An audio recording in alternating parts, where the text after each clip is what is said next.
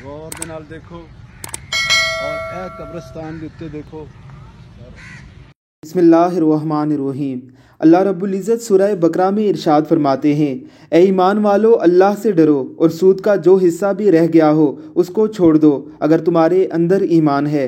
अगर तुम सूद को नहीं छोड़ोगे तो अल्लाह और उसके रसूल की तरफ से ऐलान जंग सुन लो, यानी उनके लिए अल्लाह की तरफ से लड़ाई का ऐलान है। हज़रत जाबिर रज़ी अल्लाह ताला अन्हु से रवायत है कि आपने फरमाया कि हुज़ूर सल्लल्लाहु अलैहि वसल्लम ने सूद खाने वाले, सूद देने वाले, सूदी दस्तावेज़ लिखने वाले और सूद की गवाही देने वाले पर लानत फरमाई है और इरशाद है कि ये सब लोग गुनाह में बराबर के शरीक हैं। मुस्नद अहमद की एक रवायत के मुताबिक रसूलुल्लाह सल्लल्लाहु अलैहि वसल्लम ने फरमाया, जानते बूझते सूद का एक दिरहम खाना 36 मरतबा ज़िना करने से ज़्यादा सख्त है। मिशकातुल मसाबी की एक सही रिवायत के मुताबिक आप अलैहिस्सलातु वस्सलाम का इरशाद गिरामी है कि सूद के 70 दर्जे हैं। उनमें सबसे हल्का दर्जा अपनी माँ के साथ बदकारी करने के बराबर है।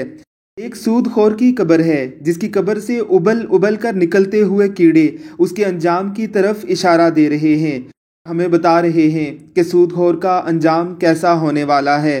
अल्लाह रब्बुल इज़्ज़त की ज़ात हमें रसूलुल्लाह की सुन्नतों पर चलने और आपकी मना की हुई बातों से रुकने की तौफीक अता फरमाए।